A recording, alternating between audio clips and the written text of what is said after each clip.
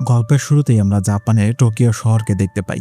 ব্যস্ত এই শহরের এক বিল্ডিংয়ের অফিসে কাজ করছিল শিন নামের এক ভদ্রলোক। এত রাত হয়ে গিয়েছে কিন্তু সে বাড়ি যায়নি, কারণ সে একজন কাজ পাগল মানুষ। ওইদিকে তার বাসায় একটা পার্সেল আসে। তার স্ত্রী মিৎসু যখন ব্যাগটা খোলে দেখা যায় তার বাবা একটা বিশাল মাছ পাঠিয়েছে গ্রাম থেকে। সে তার বাবাকে ফোন করে। তার বাবা বলে মাছটা ভালো মতো রান্না করতে, দারুণ খেতে হবে। আর সে তাদেরকে গ্রামে আসতে বলে। অনেকদিন তাদেরকে দেখে না। মিৎসু জানায় খুব জলদিই আসবে, কিন্তু সে নিজেও আসলে জানে না কবে সে যাবে। যাই হোক, তার মেয়ে ইউনকে দেখা যায় কানে হেডফোন লাগিয়ে গান শুনছে।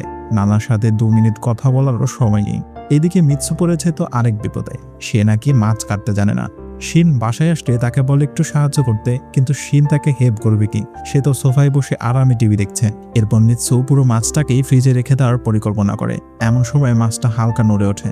পেট থেকে এক গাদা আবর্জনা বেরিয়ে আসে। এদিকে ছেলে কেনজি বার্গার খেতে খেতে ঘরে ঢোকে। কারো দিকে না তাকিয়ে একটা কথাও না বলে সে সোজা নিজের ঘরে চলে যায়। ফ্যামিলির কারোর সাথে তার কোনো কানেকশন নেই। সে নিজের ঘরে গিয়ে ল্যাপটপ খুলে বসে। হঠাৎ তার এক ক্লাসমেট ফোন করে নোটস চায়। কেনজি তো একদম গদগদ হয়ে যায়। আসলে মেয়েটার ওপর তার আবার ক্রাশ আছে। পুরো জেনারেশনটাই যেন স্ক্রিনের ভেতর ঢুকে গিয়েছে। ওইদিকে ইউন তার ঘরে অনলাইনে শপিং এ ব্যস্ত। মোবাইলের ড্রেসের ছবি জুম করে দেখছিল। হঠাৎ স্ক্রিনে চলে আসে ব্যাটারি লো এর একটা নোটিফিকেশন। সে ফোনটা চার্জে বসায় আর ল্যাপটপ খুলে বন্ধুদের সাথে চ্যাটিং শুরু করে দেয়। এদিকে মিৎসু কিচেনে একা হাতে কাজ করতে করতে একদম হাঁপিয়ে উঠেছিল। বাচ্চারা সারাদিন মোবাইলের সাথে কেন চুম্বকের মতো লেগে থাকে সেটা তার এখনো অজানা। কিন্তু তার এই অভিযোগ শোনার মতো কেউ নেই। শিন তো তার কোনো কথাই কানে তোলে না, সোজা ঘুমাতে চলে যায়। মানে পরিবারটির মধ্যে কোনো রকমের বোঝাপড়া নেই। সবাই একই ছাদের নিচে থেকেও যেন কেউ কাউকে জেনে না। তো পরদিন সকালবেলা বেশ অদ্ভুত একটা ঘটনা ঘটে। রোজ যেই অ্যালার্মের শব্দে সবার ঘুম ভাঙে, আজ সেই অ্যালার্ম ঘড়িটা একদম চুপ। কারণ সেটা ইলেকট্রিক ঘড়ি ছিল। আর শুধু ঘড়ি নয়, বাড়ির কোনো সুইচই কাজ করছিল না। রাত 3টা বাজেই সব ইলেকট্রিক জিনিসপত্রগুলো বন্ধ হয়ে পড়েছিল। মিৎসু ইলেকট্রিক টর্চ জ্বালাতে যায়, কিন্তু সেটা চলে না। টেলিফোনও ডেড। ইউন ঘুম থেকে উঠে দেখে তার ফোন সুইচ অফ, একদম অনই হচ্ছে না। তো এরপর আর কি, বাচ্চারা তাদের স্কুল আর কলেজের জন্য তৈরি হতে থাকে। শিনও অফিসের স্যুট পরে রেডি হয়ে যায়। মিৎসু সবার জন্য নাস্তা বানাতে গিয়ে দেখে গ্যাসের চুলাও জ্বলছে না, কারণ সেটাও অটোমেটিক সিস্টেমের ছিল। যাই হোক, না খেয়ে 3জন বাড়ি থেকে বেরিয়ে পড়ে। বাইরে এসে দেখে ভূতের এক কাণ্ড। পুরো শহরের কোথাও লাইট নেই, লিফটও একদম বন্ধ। 10 তলা থেকে এই সিঁড়ি বেয়ে নামতে নামতে তাদের জিপ বেরিয়ে গিয়েছে। ইউন স্কুলের দিকে হাঁটা দেয় আর কেনজি সাইকেল নিয়ে কলেজের দিকে যায়। শিন স্টেশনে পৌঁছে দেখে আর এক লম্বা কাণ্ড। কোনো ট্রেনই চলছে না। স্টেশনে অফিস যাত্রীদের উপচে পড়া ভিড়। আসলে ট্রেনগুলো সব ইলেকট্রিক ছিল, তাই সব বন্ধ। ওইদিকে কেনজি সাইকেল চালিয়ে যাচ্ছে। হঠাৎ তার ব্লুটুথ ইয়ারফোন আর মোবাইলের গান বন্ধ হয়ে যায়। সে অবাক হয়ে এদিক ওদিক তাকায়। রাস্তার মোড়ে কিছু লোক ট্যাক্সি খুঁজছিল, কিন্তু ট্যাক্সির অটোমেটিক দরজাও খুলছে না। শুধু ট্যাক্সি কেন, দামি দামি কোনো গাড়ি স্টার্ট নিচ্ছে না। মনে হচ্ছে গাড়িগুলোর ব্যাটারি সব একসঙ্গে ফিউজ হয়ে গিয়েছে। এরপর মিসেস পিউকে দেখা যায়, যিনি রোজ লিফটে করে আবর্জনা ফেলতে নামতো। আজ বেচারি 10 তলা থেকে হেঁটে নিচে নামছে। তার অবস্থা দেখেই বোঝা যাচ্ছে পরিস্থিতি কতটা খারাপ। অন্য ফ্ল্যাটের প্রতিবেশীরা বলাবলি করছে, আজ মনে হয় আর কারেন্ট আসবে না, মোমবাতি কিনে রাখা দরকার। এই বলে তারা চলে যায়। মিৎসু নিচে নেমেছিল, কিন্তু এখন আবার 10 তলা দিয়ে উপরে উঠতে হবে এই কথা ভাবতেই যেন তার কান্না পাচ্ছিল। ওইদিকে শিন পায়ে হেঁটেই অফিসে পৌঁছে যায়, কিন্তু অফিসের অটোমেটিক সাইডিং ডোরটাও কাজ করছিল না। সবাই মিলে জোর করে দরজা ফাঁক করে ভেতরে ঢোকে, কিন্তু ভেতরে ঢোকে লাভটা কি হলো? কম্পিউটার, ল্যান্ডফোন, সার্ভার সব তো একদম মরে পড়ে আছে। বাচ্চাদের স্কুল কলেজেও খুব কম স্টুডেন্ট এসেছিল, কারণ যাদের সাইকেল নেই তারা তো আসতেই পারেনি। বাস, ট্রেন সব কিছু বন্ধ। অপরদিকে সুপারমার্কেটের দৃশ্যটা দেখার মতো। মোমবাতি আর ব্যাটারি কেনার জন্য মানুষ হুমড়ি খেয়ে পড়েছে। শহরের বেশিরভাগ লোকই ইলেকট্রিক চুলায় রান্না করত, তাই কারেন্ট ছাড়া তাদের রান্নাবান্না হচ্ছে না। ফলে সবাই রেডিমেড খাবার আর পানির বোতল কেনার জন্য কারাকারি শুরু করে দিয়েছিল। আর টেকনোলজির উপর মানুষ এতটাই নির্ভর হয়ে গিয়েছিল যে এই বিপদের দিনেও মানুষ বিল পেমেন্টের জন্য ক্রেডিট কার্ড আর ডেবিট কার্ড বাড়িয়ে দিচ্ছিল। দোকানদার সার্চ জানিয়ে দেয় অনলি ক্যাশ। যাদের কাছে নগদ টাকা ছিল তারাই জিনিসপত্র কিনে চলে যায়। কিন্তু সমস্যা হলো, যে ট্রাকে করে স্টকে মাল আসার কথা, সেই ট্রাকও তো রাস্তায় আটকে আছে। ফলে দোকানের স্টক খুব দ্রুত খালি হয়ে যাচ্ছিল। অফিসের বস সবাইকে ছুটি দিয়ে বলে, যখন কারেন্ট আসবে তখন আবার তোমাদের মুখ দেখাবে, এখন চলে যাও। বাড়ি ফেরার পথে শিন একটা সাইকেলের দোকানে ঢুকে। হঠাৎ করে সাইকেলের কদর দারুণ বেড়ে গিয়েছে, কারণ সেটা চালাতে কোনো তেল বা কারেন্ট লাগে না। কিন্তু সুযোগ বুঝে দোকানদারও দাম বাড়িয়ে আকাশ ছোঁয়া করে ফেলেছে। সে বলে, স্যার দেরি করবেন না, বলি স্টক কিন্তু শেষ হয়ে যাবে। বেচারা শিন উপায় না দেখে চড়ার দামেই একটা সাইকেল কিনে নেয়। এরপর সে সাইকেলটা নিচে পার্ক করে, আবার সেই 10 তলা সিঁড়ি দিয়ে ওপরে ওঠে। বেচারা দম বেরিয়ে যাওয়ার মতো অবস্থা। কোনো মতে সবাই যখন বাড়ি ফিরে তখন সন্ধ্যা হয়ে গিয়েছে। রাতে পুরো ফ্যামিলি লিভিং রুমে বসে ক্যান্ডেল লাইট ডিনার করে। রোমান্টিক শোনালেও পরিস্থিতিটা কিন্তু মোটেও রোমান্টিক নয়। কিচেনের সেন্ট আর টয়লেটের ফ্লাশও কাজ করছে না, কারণ সেগুলো সব পাম্পের পানিতে চলে। শিন এতই দায়িত্ববান যে মোমবাতির আলোতেও অফিসের ফাইল দেখছিল। মিৎসু ব্যালকনিতে দাঁড়িয়ে আকাশের দিকে তাকিয়ে ভাবে, এই লোকটার সাথে আমার জীবনটা বরবাদ হয়ে গেল। তবে এই শহরের সব লাইট বন্ধ থাকায় রাতের আকাশটা আজ অদ্ভুত সুন্দর লাগছে। বাচ্চাদের কাছে আজ ফোন বা ল্যাপটপ কিচ্ছু নেই, তাই ভোর হয়ে তারাও ব্যালকনিতে চলে আসে। পুরো ফ্যামিলি সেখানে দাঁড়িয়ে আশা করে কাল নিশ্চয়ই কারেন্ট চলে আসবে, কিন্তু না, পরদিনও কারেন্ট আসে না। মিৎসুকে এখন ওয়াশিং মেশিনের বদলে হাতেই সব কাপড় ধুতে হচ্ছে, তাও খুব মেপে পানি খরচ করতে হচ্ছিল। এদিকে শিন চলে যায় অফিসে, কিন্তু বস তাকে দেখে আবার প্রচন্ড রেগে যায়। আসলে বেচারা তো আর কানের টেনে বসে নেই, কিন্তু শিনের তো আবার বাড়িতে বসে থাকার অভ্যাস নেই, তাই সে সাইকেল নিয়ে এমনিতেই ঘুরতে বের হয়। তখন একটা বকাটে ছেলে তার নতুন সাইকেলটার দিকে দৃষ্টি দেয়। শিন তাকে ধমক দিয়ে ভাগিয়ে দেয়। ওইদিকে কেনজি তার ক্রাশের খোঁজ নিতে তার বাড়ির সামনে যায়। গিয়ে দেখে তারা সব গুছিয়ে ফ্যামিলির সাথে কোথাও চলে যাচ্ছে। কেনজি জিজ্ঞেস করলে জানায়, শহরে খাবার দাবারের আর কোনো ব্যবস্থা নেই, তাই আমরা শহর ছেড়ে যাচ্ছি। বেচারা কেনজির ব্রেন শুরু হওয়ার আগেই শেষ। এইদিকে বাড়িতে পানির সাপ্লাই বন্ধ। মিৎসু বাল্টি নিয়ে পার্কে যায় পানি আনতে, সেখানে লম্বা লাইন। কিন্তু সমস্যা হলো কারেন্ট ছাড়া তো পার্কের পাম্পও চলছে না। বাধ্য হয়ে লাইন দেওয়া মানুষগুলোকে খালি হাতেই ফিরতে হয়। শিন কিছু নগদ টাকা তোলার জন্য ব্যাংকে যায়, কিন্তু এটিএমও বন্ধ। মানে পুরো বিশৃঙ্খলা। এই ভিড়ের মাঝে শিনের অফিসের এক কলিগ ঝামেলায় জড়িয়ে পড়ে। তাকে বাঁচাতে গিয়ে শিন পাবলিকের হাতে উত্তম মধ্যম ধোলাই খায়। দেখতে দেখতে এক সপ্তাহ কেটে যায়, কারো কাছে কোনো খবর নেই। এটা কি শুধু টোকিওতে এরকম হচ্ছে, নাকি পুরো দুনিয়াটাই থমকে গিয়েছে? হঠাৎ কারেন্ট এমন অদ্ভুতভাবে গায়েব হলো কিভাবে, আর কতদিন এমনভাবে চলবে? এই প্রশ্নগুলোর উত্তর কারো জানা নেই। মানে ভাবুন অবস্থাটা, আপনার ফোন, টিভি, ইন্টারনেট সব বন্ধ, আপনি জানতেই পারছেন না পাশের শহরে কি হচ্ছে। ভয়ঙ্কর একটা অনিশ্চয়তা। টোকিওর প্রায় সব মানুষই এখন শহর ছাড়তে শুরু করেছে। তারা নিজেদের মালপত্র বেঁধে যে যেভাবে পারছে কাছের কোনো গ্রাম বা শহরে যাওয়ার জন্য বেরিয়ে পড়েছে। অ্যাপার্টমেন্টে থাকা একা বুড়ো বুড়োদের অবস্থা সবচেয়ে খারাপ। তাদের দেখার কেউ নেই, খাবার নেই, একে একে তারা ফাটেই মারা যাচ্ছিল। শেষমেশ শিন সিদ্ধান্ত নেয় আর এখানে থাকা যাবে না। তারা মিৎসুর বাপের বাড়িতে যাওয়ার প্ল্যান করে। বাচ্চারা তো কিছুতেই গ্রামে যেতে চায় না, কিন্তু পেটের জ্বালায় আর কোনো উপায় নেই। তারাও নিজেদের দরকারি জিনিসপত্র প্যাক করতে শুরু করে। ফ্লাইটের টিকিটের জন্য শিন তার জমানো সব ক্যাশ টাকা বের করে টেবিলে রাখে, কিন্তু 4 জনের টিকিটের জন্য যেটা যথেষ্ট নয়। তখন মিৎসু কিচেনের পুরনো কৌটো আর ড্রয়ারের গোপন কুটুরি থেকে তার জমানো টাকার বান্ডিল বের করে আনে। এতগুলো টাকা দেখে সেই আর বাচ্চারা তো অবাক। আসলে সব ফ্যামিলিতে মায়েরা এভাবেই আপদ বিপদের জন্য গোপনের টাকা জমিয়ে রাখে। আপনাদের বাসায় এরকম হয় কিনা কমেন্ট করে জানান। যাই হোক, তারা 4 জন সাইকেলে মালপত্র বেঁধে বেরিয়ে পড়ে। মিৎসু রোদ থেকে বাঁচার জন্য এক হাতে ছাতা আর এক হাতে সাইকেলের হ্যান্ডেল ধরে আছে। আর কেনজি, সে তার সাথের মোবাইলটাকে স্বর্ণ গহনা সামলানোর মতো করে যত্ন করে রেখেছে, যদিও সেটা এখন একটা প্লাস্টিকের খেলনা ছাড়ার কিছুই না। ইউন এই দুদিনেও মেকআপ করতে ভোলেনি। শিন মিৎসুকে সাইকেলের পেছনে বসিয়ে এয়ারপোর্টের দিকে প্যাডেল মারে। অনেকদিন পর তারা এভাবে খোলা রাস্তায় বেরিয়েছে। রাতে তারা দেখে এক আজব দৃশ্য। রাস্তার ধারে শাকসবজি বিক্রি হচ্ছে, কিন্তু তার দাম স্বর্ণের চেয়েও বেশি। আসলে পানি ছাড়া চাষবাস হচ্ছে না, তাই যাই অল্প একটু সবজি আছে তার দাম আকাশ ছোঁয়া। মিৎসু দোকান থেকে অনেকগুলো পানির বোতল কিনে নেয়। দাম শুনে চোখ কপালে ওঠার মতো, কিন্তু মিৎসু কোনো কথা না বললে টাকা মিটিয়ে দেয়। পকেটের টাকা থাকলে তার পিপাসা মিটবে না, পানিই লাগবে।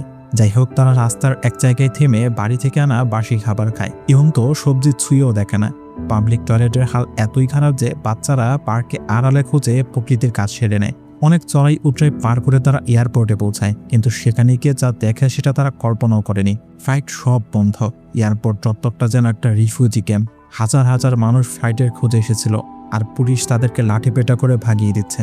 শিন বুঝতে পারে আকাশপথে যাওয়ার স্বপ্ন বাদ দিতে হবে। তারা অনেক বেশি টাকা দিয়ে কাছেই একটা হোটেলে থাকার ব্যবস্থা করে। ডিনারের সময় শিনকে অনেক চিন্তিত দেখা যায়।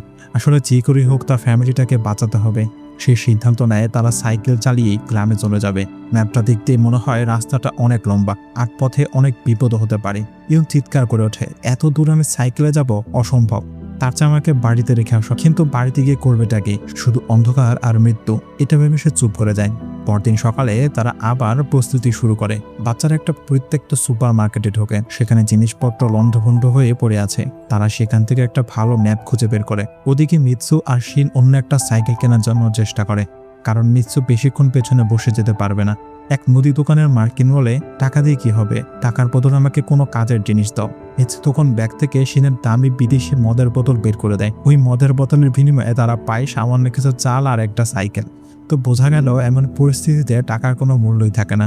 যাই হোক, এখন 4 জন 4টে সাইকেলে করে হাইওয়ে ধরে এগোতে থাকে। মেন রুটগুলো সব ব্লক, তাই তারা বাইপাস দিয়ে চলে। রাস্তায় মানুষের ঢল, কেউ হাঁটছে, কেউ সাইকেলে, কেউ আবার স্কেটিং বোর্ডে। সবারই আশা পরের শহরে নিশ্চয়ই কারেন্ট আছে। চলতে চলতে রাত হয়ে যায়। 4 জন হাইওয়ের পাশে খোলা আকাশের নিচেই শুয়ে পড়ে। মাঝরাতে ঠান্ডায় কেঞ্চির ঘুম ভেঙে যায়। সে দেখে একটা লোক তাদের সাইকেলের ঝুড়ি থেকে পানির বোতল চুরি করে পালাচ্ছে। কেঞ্জি এক দৌড়ে তাকে ধাওয়া করে, কিন্তু কাছে গিয়ে সে থমকে দাঁড়ায়। দেখে লোকটা ওই চুরি করা পানি দিয়ে পাউডার মিল্ক খুলিয়ে তার ছোট্ট বাচ্চাকে খাওয়াচ্ছে। দৃশ্যটা দেখে কেঞ্জির বুকের ভেতরটা মোচড় দিয়ে ওঠে। সে কিছু না বলে ফিরে আসেন। পরদিন রাস্তায় এক বিশাল চ্যালেঞ্জ। 2 কিলোমিটার লম্বা একটা টানেল, ভেতরে খুঁটখুঁটে অন্ধকার। এই অন্ধকারে টানেল পার করা মানে মৃত্যুর মুখে যাওয়া। সেখানে এক অন্ধ বৃদ্ধা ছিলেন, যিনি টাকার বিনিময়ে টানেলটা পার করানোর গাইড হিসেবে কাজ করছিল।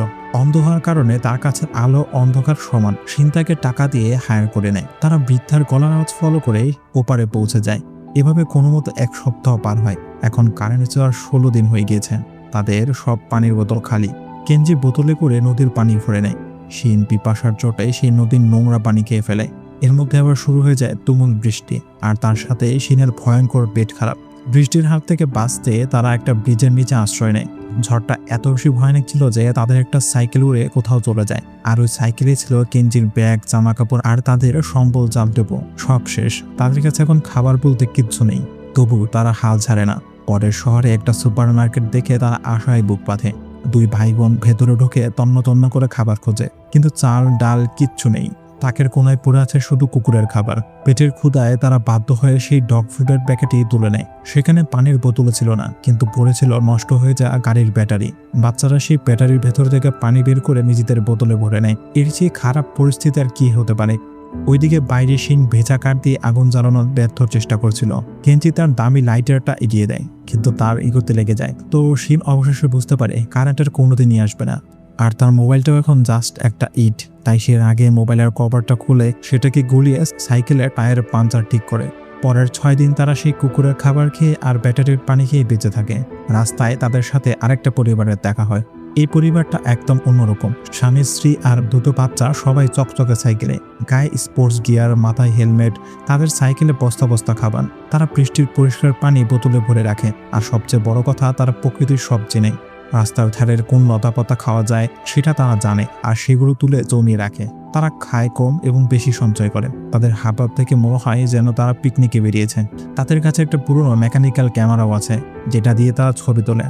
শিনের ফ্যামিলি আর এই স্মার্ট ফ্যামিলি কিছু দূর একসাথে যায়। তারপর একটা মোড় আসতেই সেই স্মার্ট ফ্যামিলিটা গ্রামের রাস্তা ধরে চলে যায়, আর শিন জেদ ধরে সোজা আরেক শহরের দিকে এগিয়ে যায়। তার বিশ্বাস সেখানে গিয়ে সে কারেন্ট পাবে। আসলে শিন একটু স্বস্তি পেয়েছিল ওই ফ্যামিলিটাকে চলে যেতে দেখে, কারণ তাদের পারফেকশন দেখে সে হীনমন্যতায় ভুগছিল। সে যদি তার পরিবারটাকে ভালো মতো চালাতে না পারে, তাহলে বাবা হিসেবে সে ব্যর্থ, এটা সে ভাবছিল।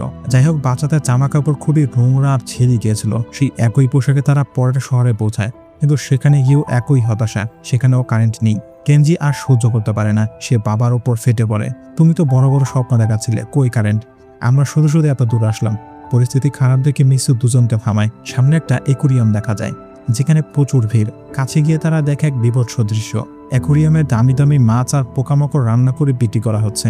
শিনের ফ্যামিলিও ক্ষুধার্ত হয়ে লাইনে দাঁড়ায়, কিন্তু তাদের পালা আসার আগেই সব খাবার শেষ। শিন পাগলের মতো শেফের পা জড়িয়ে ধরে বলে, প্লিজ অন্তত আমরা বাচ্চাদের জন্য কিছু একটু দিন। কিন্তু লাভ হয় না। সেখানকার ক্ষুধার্ত জনতা রান্নার বাসন পর্যন্ত চেটেপুটো পরিষ্কার করে ফেলেছে। তো পাওয়ার কাটের এখন 67 দিন। সবার শরীরে আর এক বিন্দু শক্তি নেই। সাইকেল ঠেলতে ঠেলতে তারা একটা খামারের কাছে এসে ধপাস করে পড়ে যায়। ঠিক তখনই বাতাসে একটা সুস্বাদু গন্ধ ভেসে আসে। মিৎসু আর কেঞ্জি ঘাসের আড়াল থেকে উকি দিয়ে দেখে একটা শূকর হেঁটে বেড়াচ্ছে। খিদে মানুষকে দিয়ে কি না করায়। শিন, যে জীবনে একটা মাছিও মারেনি, সে এখনো শূকরটাকে ধরার জন্য পাগলের মতো দৌড়াচ্ছে। অনেক কষ্ট করে শেষমেশ তারা ওটাকে মারে, কিন্তু প্রশ্ন এখন এটাকে কাটবে কে? মিৎসু তো মাছে কাটতে জানতো না। তখনই সেখানে বৃদ্ধ চাষি এসে হাজির হয়। সে তাদেরকে সাহায্য করে। যেই আগে মাছের গন্ধে টিকতে পারতো না, সে এখন এই শূকরের মাংস খাচ্ছে। তো সেই বৃদ্ধ লোকটা তাদের আশ্রয় দেয়। শর্ত একটাই, কাজের বিনিময়ে খাবার। শিনের ফ্যামিলি এখন শূকর কেটে রোদে শুকানোর কাজ করে। মিৎসু কাঠের চুলায় পানি গরম করে। প্রায় 2 মাস পর তারা গরম পানিতে গোসল করে। মনে হয় যেন স্বর্গে এসেছে। সে বৃদ্ধ তাদের নতুন জামা কাপড় দেয়, বলে এগুলো আমার ছেলে আর তার পরিবারের জন্য কিনেছিলাম। তারা আমেরিকা থেকে আসার কথা ছিল, কিন্তু আর আসেনি। এই কথা শুনে মিৎসুর চোখে পানি চলে আসে। তার নিজের বাবার কথা মনে পড়ে। কিছুদিন তারা এই বৃদ্ধার কাছেই থাকে। সেই বৃদ্ধ তাদেরকে বলে, তোমরা চাইলে সবসময়ের জন্য এখানে থেকে যেতে পারো, আমারও সঙ্গী জুটবে। কিন্তু শিন জানায় তাদের গন্তব্য গ্রামের দিকে। বৃদ্ধ তাদের জোর করে না। যাওয়ার সময় তিনি তাদের শুকিয়ে রাখা মাংস আর কিছু টাকা দিয়ে দেয়। আবার শুরু হয় সাইকেলের যাত্রা। 3 দিন পর তারা একটা বড় নদীর সামনে এসে থমকে দাঁড়ায়। ব্রিজটা ভাঙা, পার হওয়ার কোনো উপায় নেই। শিন কাঠ জড়ো করে একটা ভেলা বানায়। প্রথমে মালপত্র আর বাচ্চাদের ওই পারে পৌঁছে দেয়। তারপর শিন আর মিৎসু সাইকেল আনার জন্য আবার উপরে আসে। ইতিমধ্যে শুরু হয়ে যায় ঝড় বৃষ্টি। নদীর স্রোত বেড়ে যায়। ভেড়াটা নড়বড়ে হয়ে কাঠগুলো খুলে যেতে থাকে। মিৎসু কোনো মতে ওই পারে পৌঁছালেও শিন পানির স্রোতে ভেসে যায়। চোখের সামনে বাবাকে ভেসে যেতে দেখে বাচ্চারা চিৎকার করতে থাকে। সারা রাত তারা নদীর পাড়ে বাবাকে খোঁজে, কিন্তু শুধু তার মাথার উইকটাই খুঁজে পায়। হ্যাঁ, শিন আসলে টাক ছিল, যেটা তার ফ্যামিলি জানতো না। সেই উইকটা হাতে নিয়ে মিৎসু কান্নায় ভেঙে পড়ে। পাওয়ার কাটের 94 দিন। বাবাকে হারিয়ে তারা এখন এই দিন। কেনজি এখন ফ্যামিলির দায়িত্ব নেয়। সে বোনকে সাহস যোগায়, কিন্তু বিপদ যেন পিছু ছাড়ে না। একদল কুকুর ইয়নের ব্যাগে থাকা মাংসের গন্ধে তাকে তাড়া করে। পালাতে গিয়ে ইয়ন গর্তে পড়ে পা ভেঙে ফেলে। কুকুরগুলো তাকে ঘিরে ধরে। কেনজি আর মিৎসু যখন বাঁচার আশা ছেড়ে দিয়েছে, ঠিক তখনই দূরে একটা ট্রেনের হুইসেল শোনা যায়। শব্দ শুনে কুকুরগুলো পালায়। সেটা ছিল একটা কয়লা চালিত স্টিম ইঞ্জিন ট্রেন। ট্রেনের ড্রাইভার তাদের দেখে ব্রেক কষে। মিৎসু আর বাচ্চারা কোনো মতে ট্রেনে ওঠে। সেখানে মিৎসুর বাইক ব্যান্ডেজ করে দেওয়া হয়। অন্য যাত্রীরা তাদের দুঃখের কথা শোনে। ট্রেনের জানালা দিয়ে হঠাৎ বাচ্চারা দেখে নদীর চরে পাথরের ফাঁকা একটা লোক পড়ে আছে। তার মাথায় চুল নেই। মিৎসু ভালো করে তাকিয়ে দেখে সেই মানুষটা হলো শিন। সে বেঁচে আছে। শিন নড়তে পারছিল না, কিন্তু তার পকেটে থাকা লাইটারটা জ্বালিয়ে সে সংকেত দেয়। মিৎসু চিৎকার করে ট্রেন থামায়। এরপর সবাই একে অপরকে জড়িয়ে ধরে কান্নায় ভেঙে পড়ে। মিৎসু শিনের সে কুড়িয়ে পাওয়া উইকটাও তাকে ফেরত দেয়, কিন্তু শিন ওটা ছুঁড়ে ফেলে দেয়। এই নকল জিনিসের আর দরকার নেই। তো এরপর ট্রেনটা একটা টানেলে ঢোকে। যেহেতু এটা পয়লার ইঞ্জিন, তাই টানেলের ভেতর ধোঁয়ায় সবার মুখ কালো হয়ে যায়। টানেল থেকে বেরিয়ে তারা একে অপরকে দেখে হাসাহাসি করে। যে ইয়ন মেকআপ ছাড়া চলতো না, সেও আজ প্রাণ খুলে হাসছে। পাওয়ার কাটের 108 দিন পর তারা শেষমেশ তাদের গন্তব্যের গ্রামে পৌঁছায়। সমুদ্রের ধারে মিৎসুর বাবাকে মাছ ধরতে দেখা যায়। নাতনিকে দেখে তার নানা দৌড়ে আসে। এই 108 দিনে কত পরিবার শেষ হয়ে গিয়েছে, কিন্তু শিউনের ফ্যামিলি হার মানেনি। তারা বেঁচে ফিরেছে এবং আগের চেয়ে অনেক বেশি শক্তিশালী হয়ে। একদম শেষের দিকে দেখা যায় 2.5 বছর কেটে গেছে। শিন আর কেনজি এখন দক্ষ জেলের মতো মাছ ধরে। ইহুন কাপড় বুনতে শিখে গিয়েছে। মিৎসু বাবার সাথে তাদের খেতে কাজ করে। তারা প্রকৃতির সাথে মিলেমিশে এক নতুন জীবন কাটাচ্ছে। হঠাৎ একদিন সকালে সাইরেনের আওয়াজে সবার ঘুম ভাঙে। গ্রামের স্ট্রিট লাইটগুলো জ্বলে ওঠে। 2.5 বছর পর কারেন্ট ফিরে এসেছে। সবাই অবাক হয়ে লাইটগুলোর দিকে তাকিয়ে থাকে। এরপর আমরা দেখি টোকিও আবার তার পুরনো ছন্দে ফিরেছে। টিভির চ্যানেলগুলোতে চলছে পাওয়ার কাট নিয়ে নানা তর্ক বিতর্ক। কেউ বলছে সোলার স্টর্ম, কেউ বলছে উল্কাপাত, কিন্তু শিনের ফ্যামিলির কাছে ওসবের আর গুরুত্ব নেই। তারা টোকিওতে ফিরে আসে, তবে তারা আর আগের মতো নেই। মিৎসু এখন নিপুণ হাতে মাছ কাটে। কেনজি ল্যাপটপ ছেড়ে গিটার বাজায়। ইউন সেলাই মেশিনে কাজ করে। শিন অফিসে যাওয়ার সময় মিৎসু তাকে হাসি মুখে লাঞ্চ বক্স দেয়। নিচে সাইকেল নিয়ে যাওয়ার সময় পিয়ন তাকে একটা চিঠি দেয়। খাম খুলতে বেরিয়ে আসে কিছু ছবি। মনে আছে সেই স্মার্ট ফ্যামিলির কথা? তারা তাদের মেকানিক্যাল ক্যামেরা দিয়ে তোলা ছবিগুলো পাঠিয়েছেন। ছবিগুলো দেখে 4 জনের মুখে এক তৃপ্তির হাসি ফুটে ওঠে। এই একটা পাওয়ার কাট তাদের শিখিয়ে গিয়েছে জীবনের আসল মানে। আগে একই ছাদের নিচে থেকেও তারা ছিল অপরিচিত, আর এখন তারা একে অপরের সবচেয়ে কাছের বন্ধু। টেকনোলজি আর সোশ্যাল মিডিয়ার ভিড়ে আমরা যে জীবনটাকে হারিয়ে ফেলি, এই সিনেমাটা আমাদের সেটাই মনে করিয়ে দেয়। তো কে কোথা থেকে দেখছো, গ্রাম নাকি শহর, এখনই কমেন্ট করে জানাও। ফিরে আসবো নতুন কোনো গল্পে। সেই পর্যন্ত ভালো থেকো।